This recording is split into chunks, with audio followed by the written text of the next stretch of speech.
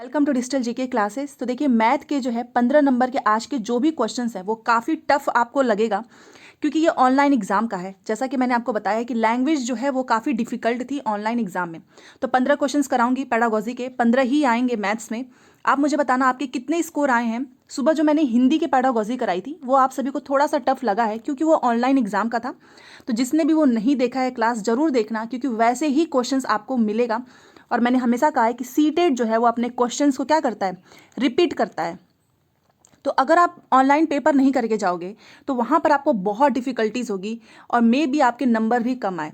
तो ये स्ट्रैटेजी आपको करना है। जो भी क्लास मैं कराती हूँ वो ऑनलाइन एग्जाम के ही होंगे आज से, कोई भी ऑफलाइन नहीं होगा। साथ में मैराथन क्लासेस जो है वो आपको बहुत जो है आपके नंबर को बढ़ाएंगे।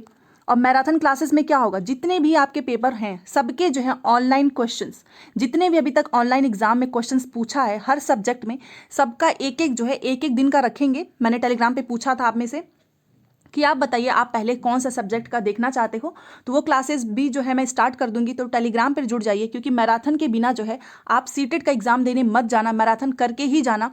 क्योंकि इस मैराथन से क्या होता है कि आप एक दिन में एक सब्जेक्ट का ओवरऑल जो एक होता है ना क्रीम की एकदम इंपॉर्टेंट क्वेश्चंस वो आप कर लोगे। तो 7 दिन में ही आपके सोचो 5 के 5 जो सब्जेक्ट्स हैं वो तैयार हो जाएंगे। तो बस ये काम करना है और आज से एकदम से सोच लो कि आपको हर हाल में जो है अच्छे से पढ़ाई करनी है और एग्जाम आपको क्लियर करना है।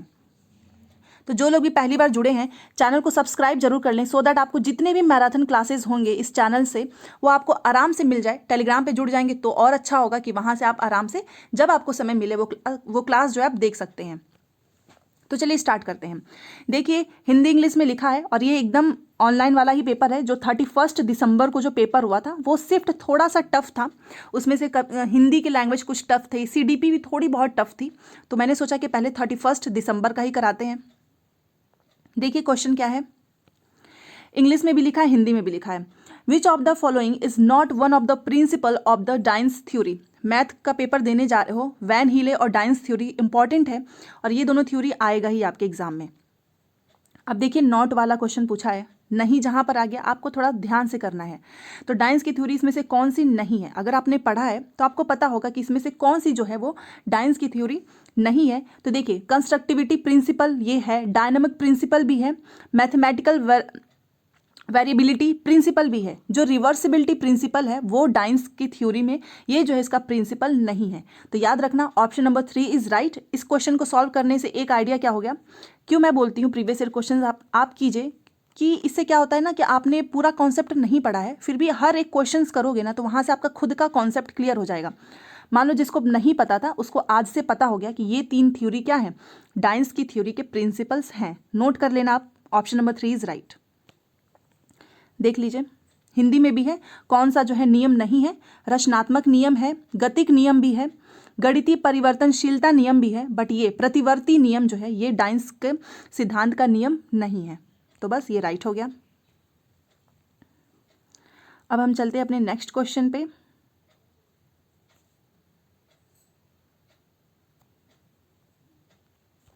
तो देखिए 47 नंबर का क्वेश्चन है, पहले इंग्लिश में देख लेते हैं। Number, according to Piaget, is a synthesis of two kinds of relationship the child creates among objects they are। इसमें से आपको बताना है। देखिए जब भी आप पेपर सॉल्व करना ना तो वहाँ पर जब भी आप कंप्यूटर बेस्ड टेस्ट भी दे रहे होंगे तो हिंदी इंग्लिश दोनों एक बार करके देखना।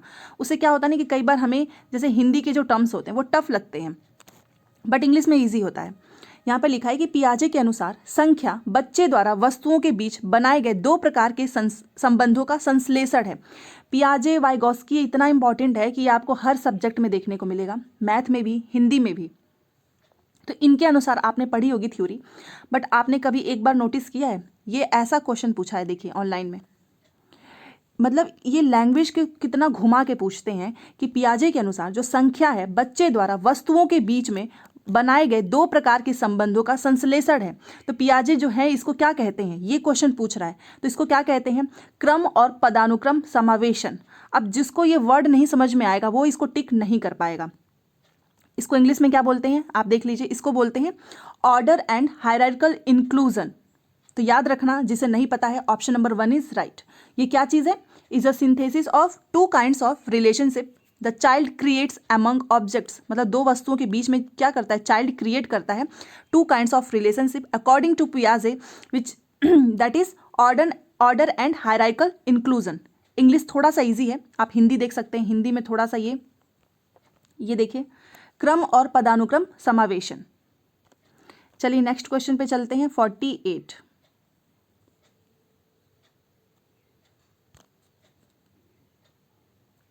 तो ये देखिए, यहाँ पर आप देख सकते हैं, students often make a stake in comparing the decimal numbers. बच्चे क्या करते हैं, डेसिमल नंबर्स में तुलना करने में, जो आपको पता है डेसिमल नंबर्स किसको बोलते हैं, दशमलव संख्या, उसमें कंपेयर करने में क्या करते हैं, गलतियाँ करते हैं।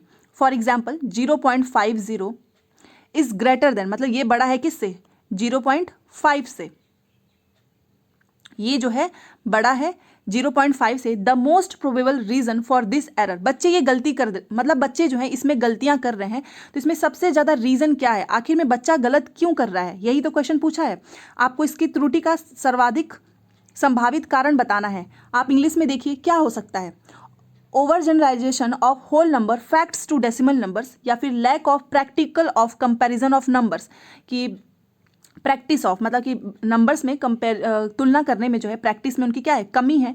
या फिर lack of representation of decimal numbers on a number line, कि वो नंबर लाइन पर जो है उसमें वो नहीं कर सकते हैं रिप्रेजेंटेशन अच्छे से। या फिर it is a careless mistake by the students, कि बच्चे जो हैं बहुत लापरवाह हैं ऐसी गलतियाँ करने में। इसमें से कोई भी नहीं होगा, ऐसा कुछ नहीं होता है, और ना ही आप नंबर लाइन से करके सीख सकते हैं और ना ही कंपेरिजन कर सकते हैं। सबसे बेस्ट क्या है कि आप क्या करो, over generalisation of whole number facts to decimal numbers, इसका मतलब हिंदी में भी देख लीजिए कि पूर्ण संख्या के तथ्यों का दशमलव संख्याओं में अति सामान्यीकरण। इस त्रुटि का संभावित कारण यही हो सकता है कि बहुत से जो बच्चे हैं वो दशमलव संख्या की जो है तुलना करने में त्रुटि कर रहे हैं। उदाहरण भी दिया है कि वो उसको बड़ा बताते हैं, इसको 0.50 को 0.5 से बड़ा बताते हैं। तो इसका सर्वाधिक कारण यही हो सकता है कि पूर्ण संख्या, मतलब पूर्ण संख्या के जो तथ्य होते हैं, होल नंबर्स, आपको पता है होल नंबर्स किसे बोलते हैं, 0 से स्टार्ट हो जाता है।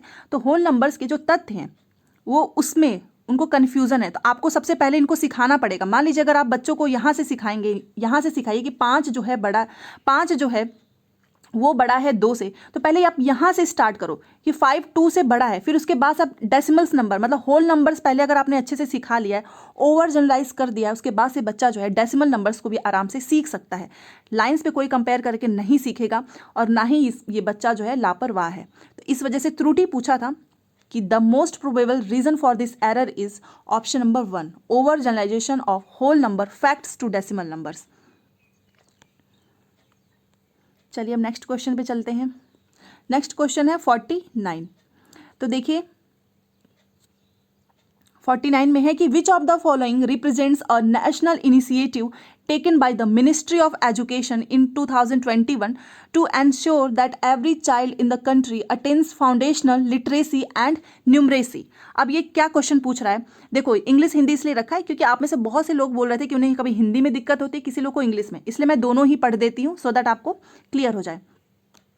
अब ये देखिए 49 में क्या चीज़ पूछ रहा है कि वर्ष 2021 में शिक्षा मंत्रालय द्वारा निम्नलिखित में से इसमें से कौन सी राष्ट्रीय पहल यह सुनिश्चित करने के लिए की गई कि देश का प्रत्येक बच्चा जो है वो मूलभूत साक्षरता और संख्यात्मकता प्राप्त करे। तो इसमें से पूछ रहा है कि शिक्षा मंत्रालय द्वारा 2021 में कौन से शिक्षा मंत्रालय द्वारा जो है ऐसा पहल किया गया है जिससे कि हर एक बच्चे को जो है एक एजुकेशन, मतलब एक बेसिक जो एजुकेशन है, और जो गणित की बात हो रही है कि इसमें संख्यात्मकता भी एक हर बच्चा जो है वो प्राप्त कर सके। तो ये तो एक करंट अफेयर टाइप से क्वेश्चंस पूछ लिया है, और बट मैथ से रिलेटेड है तो ये ऐसा क्वेश्चन पूछा ही जाएगा, वो है निपुण भारत। निपुण भारत कहीं भी लिखा है तो उसका आप मतलब समझ लेना कि ये जो है गणित से संबंधित है, जिसमें बच्चे को जो है एक बेसिक जो है मैथ की अंडरस्टैंडिंग और संख्यात्मकता जो है हर बच्चा जो है प्राप्त कर सके। तो वो मंत्रालय पूछ रहा है कि शिक्षा मंत्रालय ने कौन सी पहल स्टार्ट की थी, तो वो किया था निपुण भारत। तो ऑप्शन नंबर 3 इज राइट। अब आप देख लीजिए, पहले ऐसे क्वेश्चंस नहीं पूछे जाते थे, बट इस बार से ऐसा बहुत पूछा गया है कि मतलब आपको हर एक जो परसेप्शन से पढ़ना भी होगा, सोचना भी होगा कि मैथ्स में, हिंदी में कौन कौन सी चीज़ें जो हैं वो अब स्टार्ट हुई है।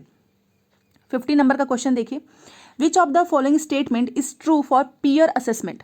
पीयर असेसमेंट का मतलब मैंने बताया है, जहाँ पर हम साथी जो होते हैं ना, हम उम्र के जो साथी होते हैं, मतलब क्लासमेट, तो उसमें से ट्रू क्या है, पीयर असेसमेंट के बारे में सही चीज़ आपको बतानी है। समकक्षी मूल्यांकन जो क्लासमेट वगैरह होते हैं उनकी बात हो रही है।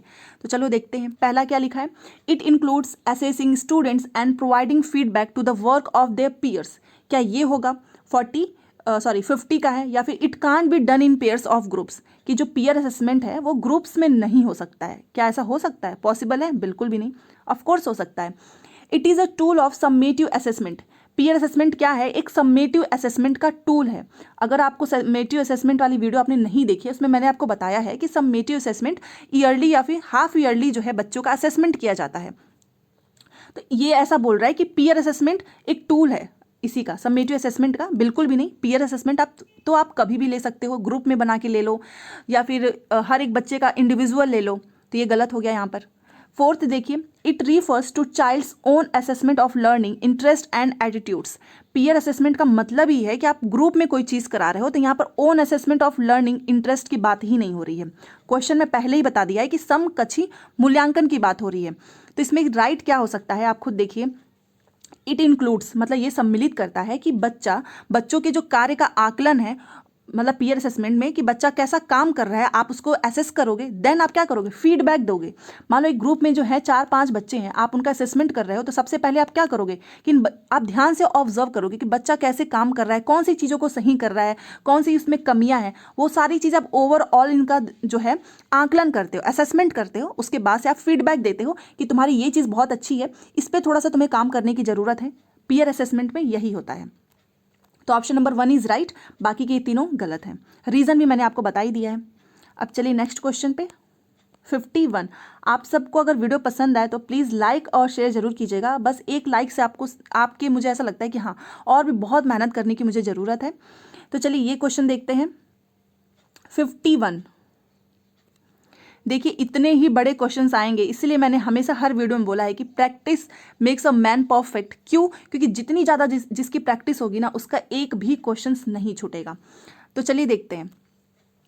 To introduce the angle sum property, आपको क्या करना है, एक एंगल को इंट्रोड्यूस करना है, उसकी सम प्रॉपर्टी क्या है, the sum of interior angle of a triangle is 180, मतलब इसका जो है इंटीरियर एंगल कितना है 180, ऐसा आपको क्या करना है, इंट्रोड्यूस करना है। The teacher provided cut outs of different types of triangles, teacher ने डिफरेंट टाइप्स ऑफ ट्रायंगल्स जो हैं वो बच्चों के सामने क्या किया है, प्रोवाइड किया है। तो सी टेल्स द स्टूडेंट, बच्चों को उसने बोला कि to measure the interior angles of each triangles, की हर एक एंगल्स का जो है इंटीरियर एंगल क्या करो, मेजर करो। The students concluded that sum of interior angles of any given triangle is 180 degree irrespective of the size और shape of the triangle. The activity is an example of. तो जो बच्चे हैं उन्होंने ये कॉन्क्लूड किया कि जितने भी सम ऑफ इंटीरियर एंगल सबके of any given triangle is 180, मतलब सबका 180 ही है, इस इररिस्पेक्टिव ऑफ द साइज और शेप ऑफ द ट्रायंगल। तो ये कौन सी एक्टिविटी बच्चों से करा रही है कि तुमको पहले उसने बोला कि, एक बार हिंदी में भी देख लीजिए, कि त्रिभुज दिया गया है, ठीक है, त्रिभुजों के जो अंदर इंटीरियर एंगल्स होते हैं वो कितना होता है, 180 डिग्री होता है। इसका बच्चों को क्या करना चाहती है टीचर, इंट्रोड्यूस कराना चाहती है। तो शिक्षक ने बहुत टाइप्स के, मैंने आपको बताया विभिन्न प्रकार के जो है त्रिभुज जो है के छोटे छोटे कटआउट्स जो है वो बच्चों को प्रोवाइड किया, और विद्यार्थियों को क्या कहा कि प्रत्येक जो त्रिभुज है ना, जितने भी त्रिभुज दिए गए हैं, इनका जो आंतरिक मतलब इंटीरियर एंगल्स है उसको मापने के लिए कहा बच्चों को। उसके बाद से एक्टिविटी के बाद जो है सारे बच्चे इस कॉन्क्लूजन पे पहुंचे कि किसी भी त्रिभुज के आंतरिक कोणों का योग कितना है, 180 डिग्री ही है, irrespective of size and shape. मैंने वहीं पर बताया था, मतलब चाहे उसका साइज शेप कैसा भी हो, बट वो कितना है, 180 डिग्री ही है।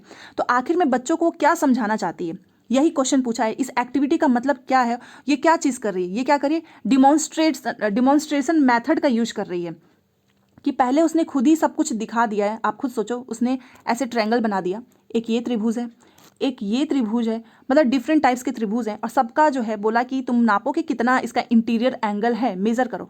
सारे बच्चे इस कंक्लूजन पे पहुंचे कि ये सब जो है 180 डिग्री का ही है, irrespective of shape and size, चाहे इसका शेप और साइज कैसा भी हो। तो इसका मतलब उसने क्या चीज़ यूज किया है, डिमॉन्स्ट्रेशन मेथड, मतलब प्रदर्शन विधि। उसने प्रदर्शित किया है बच्चों के सामने, उसने खुद ये करके दिखाया है, उसके बाद से बच्चों से उसने पूछा है। तो इसका मतलब ऑप्शन नंबर 1 इज राइट। आप इस तरह से इसको आराम से समझ गए होंगे। देखिए ऑप्शन नंबर 1 डिमॉन्स्ट्रेशन मेथड इसे बोलते हैं।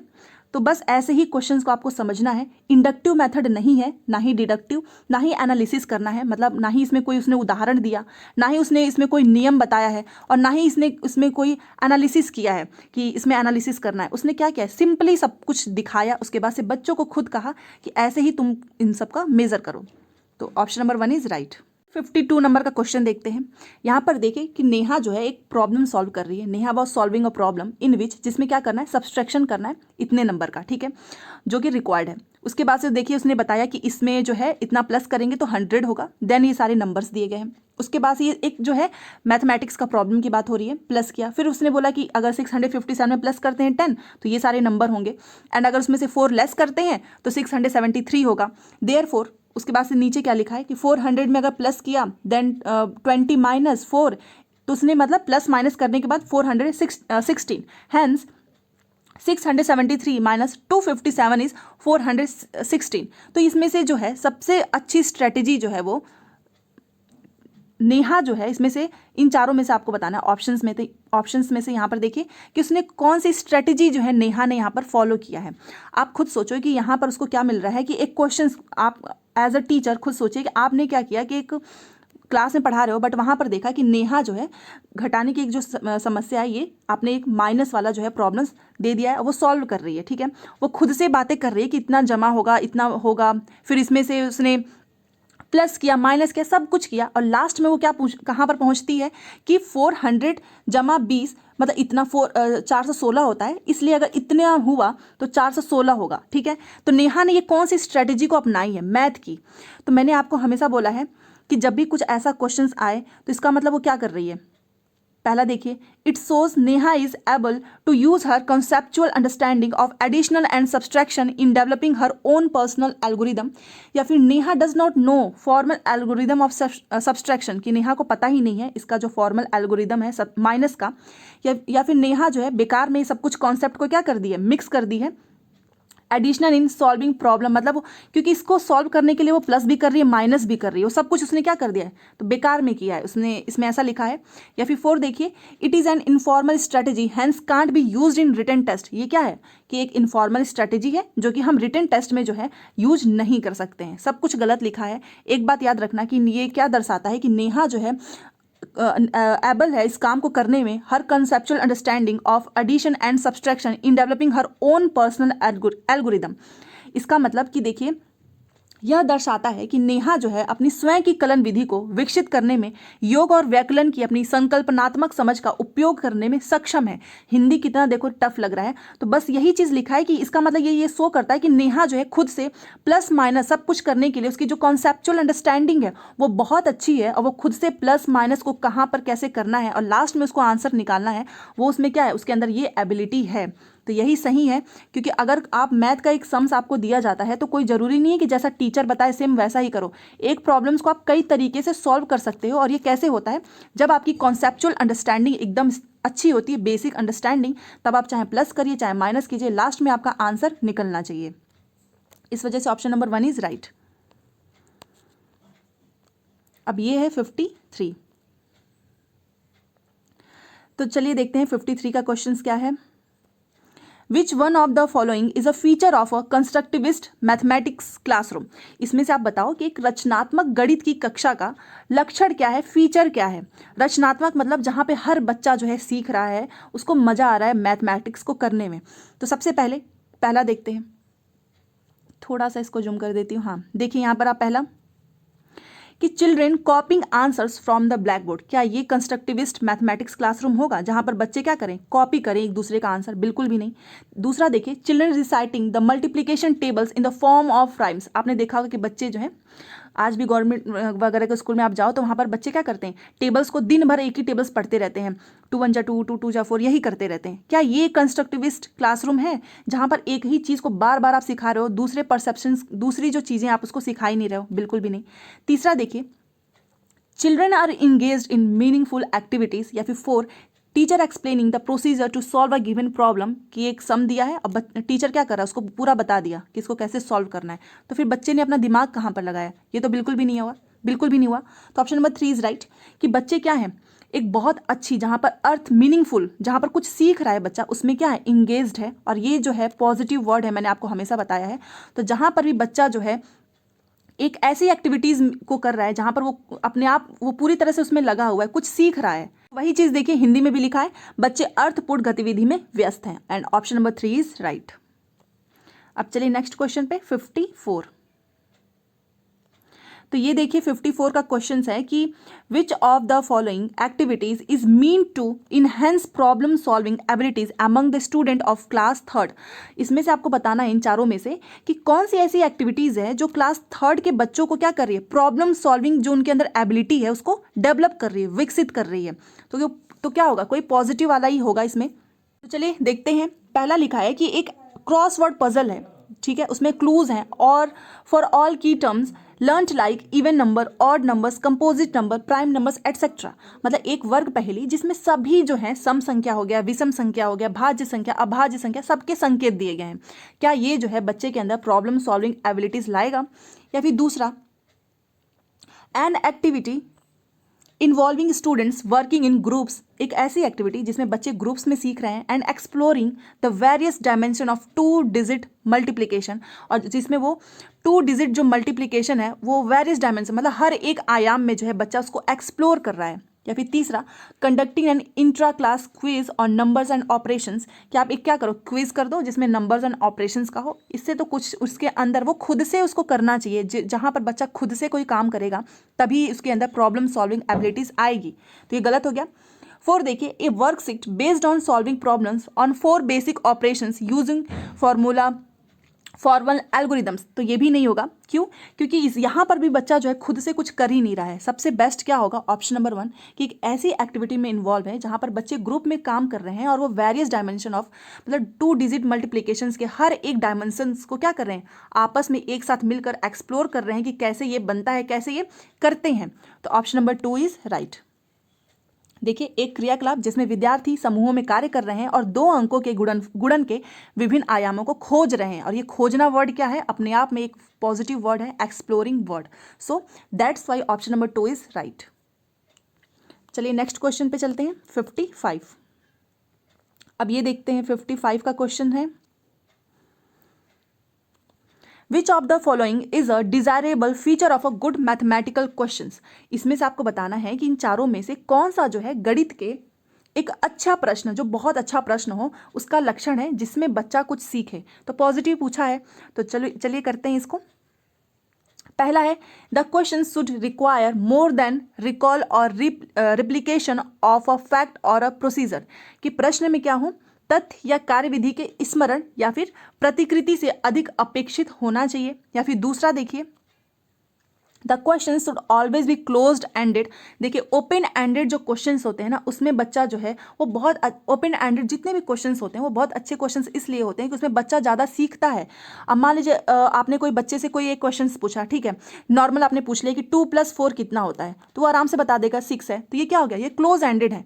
बट आप कुछ ऐसा समझ दीजिए जिसमें बच्चा जो है एक क्वेश्चन को कई तरीके से कर सके, एक ऐसा प्रॉब्लम्स उसको दीजिए जिससे वो उसके बहुत सारे मैथड्स वो आराम से करे, उसको फाइंड करे, उसको बोलते हैं ओपन एंडेड। तो यहाँ पर क्लोज एंडेड की बात कर रहा है, ये तो बिल्कुल गलत हो जाएगा कि आप उससे close ended as it is easier for the teacher, जो कि टीचर के लिए भी काफ़ी आसान हो, मतलब टीचर के बोझ को कम कर दे। तो ये तो बिल्कुल भी नहीं होगा। तीसरा देखिए, the question should be divided devoid for of all contextual situations, ये भी नहीं होगा।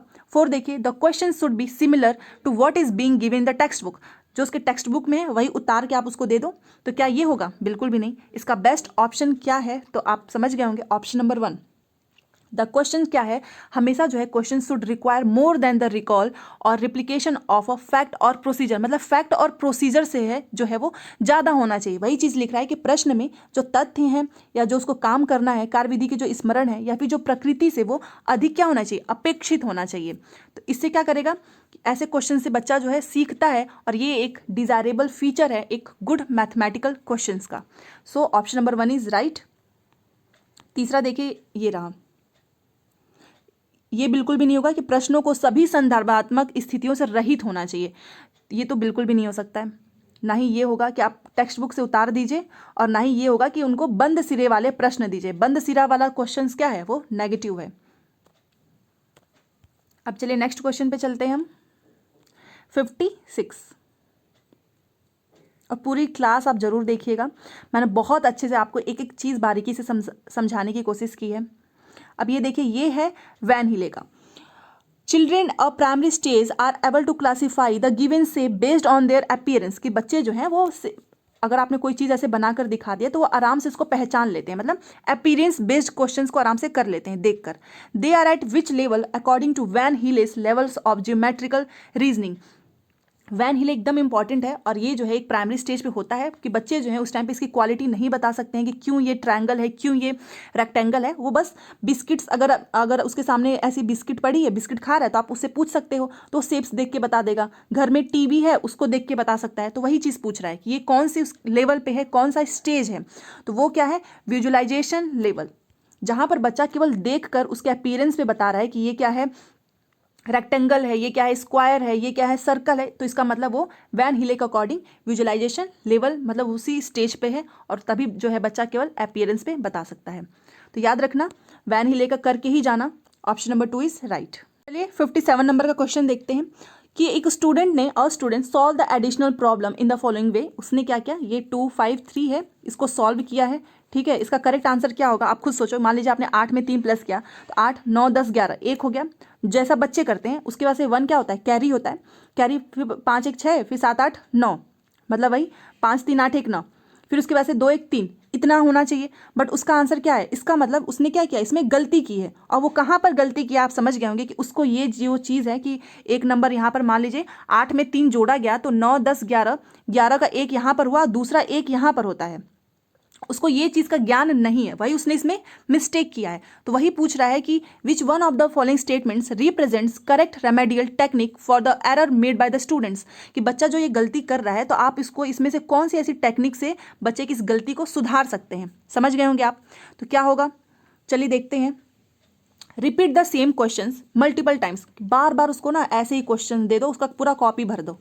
ऐसा लोग करते हैं कि वो सिखाना नहीं चाहते हैं, बिल्कुल गलत है। दूसरा है give the correct answer to the student, आप इसको बता दो इसका सही आंसर क्या है, ताकि आपकी भी मेहनत खत्म और बच्चा भी कुछ काम ना करे, ये भी गलत। तीसरा देखिए, strength the concept of place value using dice blocks. याद रखिएगा, डाइंस ब्लॉक का मतलब ही होता है कि आप बच्चों को उसमें मैथमेटिक्स समझाओ। इसका मतलब बच्चा अगर बार बार ये गलती कर रहा है कि वो समझ नहीं पा रहा है कि 8 9 10 11 होता है, और 11 का 1 लिखते हैं, और यहाँ पर 1, मतलब वो प्लेस वैल्यू को नहीं समझ पा रहा है, तभी तो वो इसको काउंट ही नहीं कर रहा है कि ये 5 1 6 होता है, फिर यहाँ पर 9 होता है। ये उस चीज़, उसके अंदर ये कॉन्सेप्ट बिल्ड नहीं है। और ये क्वेश्चंस इतनी बार पूछा हुआ है कि बार बार मैथमेटिक्स में बच्चा ऐसा गलती कर रहा है। इसका मतलब प्लेस वैल्यू को आपको बच्चों को अच्छे से समझाना है, सिखाना है using dice block. So that's why option number 3 is right. Concept of place value using dice block.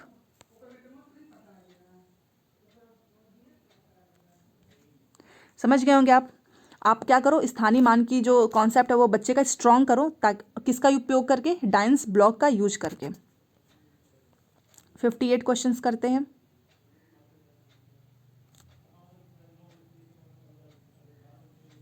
A primary mathematics teacher asked the student to take out a ruler as he was going to teach the topic on length measurement। एक प्राथमिक class की जो है math की teacher है, उसने बच्चों से कहा कि तुम लोग अपना रूलर जो है वो बाहर निकाल लो, क्योंकि हम क्या करने जा रहे हैं, मेजरमेंट का जो है लेंथ मेजरमेंट वो टॉपिक करने जा रहे हैं। बच्चों ने ये बात सुना। After listening this term students, बच्चे कंफ्यूज हो गए, confused. How can they take out a king और क्वीन। वो क्या रूलर का मतलब वो क्या समझे, ये कोई राजा रानी की बात हो रही है कि हम कैसे किसी राजा रानी को जो है निकाल सकते हैं। How can they take. तो देखिए यहाँ पर लिखा है कि mathematics teacher often face such situation in the classroom. एक मैथमेटिक्स के टीचर को ऐसी सिचुएशंस को फेस करना पड़ा कि उसने रूलर बोला, अब बच्चे ये समझने लगे। इसका मतलब the ambiguity in terminology across because word ruler is an example of. और ये क्यों हुआ है, इस रूलर वर्ड की वजह से, क्योंकि इस रूलर वर्ड का मतलब क्या होता है, एक तो उनके मन में ये चीज़ बैठा है कि रूलर का मतलब होता है राजा या फिर रानी, बट उनको ये दूसरा वर्ड नहीं पता है कि रूलर किसको बोलते हैं। एक रूलर का मतलब होता है लेंथ मेजरमेंट। इसका मतलब बच्चे जो है इसलिए कंफ्यूज हुए हैं क्योंकि उनके अंदर जो है होमोनिम्स वर्ड से जो परिचित नहीं है। होमोनिम वर्ड का मतलब सम नाम शब्द सम नाम मतलब क्या होता है कि एक नाम तो उसके एक ही होगा बट अर्थ अलग अलग होता है, उसको ही तो बोलते हैं homonyms. So option number 2 is right. और ये क्वेश्चंस मैंने एक बार और आपको कराया हुआ है। ये देखिए, सम नाम शब्द की वजह से वो रूलर को समझ नहीं पाए कि टीचर ने कौन सा रूलर बोला है, और बच्चे उसको राजा और रानी समझ बैठे। अब चलिए हम नेक्स्ट क्वेश्चन पे चलते हैं, क्वेश्चन नंबर 59। तो देखिए इसमें है कि which two numbers when divided will give the quotient for such questions. Which two numbers when divided will give the quotient for such questions, कि कौन सी दो संख्याएं हैं उसको विभाजित करने पर जो भागफल है वो क्या आएगा, 4 होगा। तो इस प्रकार के प्रश्न अगर आप बच्चों से पूछ रहे हो तो आप आखिर में आपका उद्देश्य क्या है ऐसे क्वेश्चंस को पूछने का।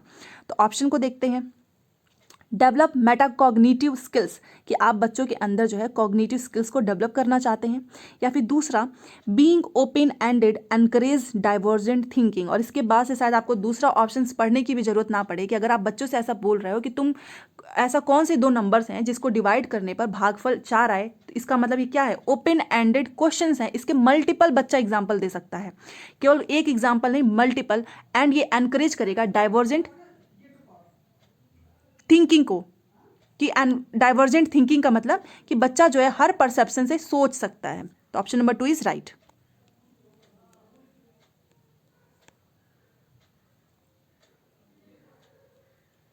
अब ये हम करते हैं 60 नंबर का question.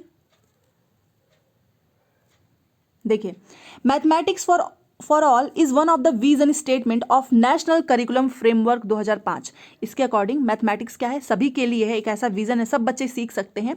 Which of the following statement most appropriately represent this vision statement, इसको इसमें से बताना है कि जो इसको सबसे अच्छा रिप्रेजेंट करे इस वर्ड को, कि जो सभी के लिए गणित, मैथमेटिक्स फॉर ऑल का मतलब क्या होता है, सभी के लिए गणित। तो इसमें से बेस्ट ऑप्शन बताइए जो इसको अच्छा रिप्रेजेंट कर सके। तो चलिए देखते हैं। पहला देखिए, mathematics teaching and learning should be free from gender bias, ये होगा। या फिर mathematics teaching and learning should be free from gender, caste and ability based discriminations, यही सबसे बेस्ट है। क्योंकि देखिए तीसरे वाले में टेक्स्ट बुक्स की बात हो रही है, एंड फोर्थ वाले में है कि आप उसको अप टू क्लास 7 तक जो है उसको सिखाना चाहिए, कंपलसरी होना चाहिए, बिल्कुल भी नहीं। मैथमेटिक्स कैसा होना चाहिए, जो कि उसकी पढ़ाई, उसकी लर्निंग हमेशा फ्री फ्रॉम जेंडर, कि आपको ये नहीं देखना है कि लड़का लड़की, लड़कियां मैथ में कमज़ोर होती हैं, लड़कियां नहीं सीख सकती हैं। कास्ट नहीं करना है कि ये ऊंची जाति का है, ये नीची जाति का है, नीची जाति वाले बच्चे नहीं सीख सकते हैं। तो इन सब से क्या होना चाहिए, ability based discrimination. So that's why option number 2 is right. Hindi में भी एक बार दिखा देती हूँ। देखिए, गणित शिक्षण और अधिगम लिंग, जाति और कौशल के आधार पर भेदभाव से मुक्त होना चाहिए, कोई भी ऐसा भेदभाव नहीं होना चाहिए। यही क्वेश्चन था, और आज के क्वेश्चंस बहुत अच्छे हैं। अगर आपने हर दिन मेरे साथ ऐसे क्वेश्चंस की प्रैक्टिस कर ली तो मैथ्स का आप समझ लो कि मैथ्स के आपके नंबर कहीं नहीं जाने वाले हैं। जो बहुत भी कमज़ोर है तो 25 नंबर लेकर आएगा ही, और जिसने थोड़ा और मेहनत कर ली उसके 30 नंबर एकदम कन्फर्म है। तो ये थे आज की क्लास। आपको सच में क्लास पसंद आती है तो चैनल को सब्सक्राइब जरूर कर लीजिएगा और लाइक तो जरूर करना। अगली क्लास में मिलेंगे, सुबह की क्लास जरूर देखना, टेलीग्राम पे आप जुड़ जाइए, सारी क्लासेस आपको आराम से मिलती रहेंगी। Thanks for watching.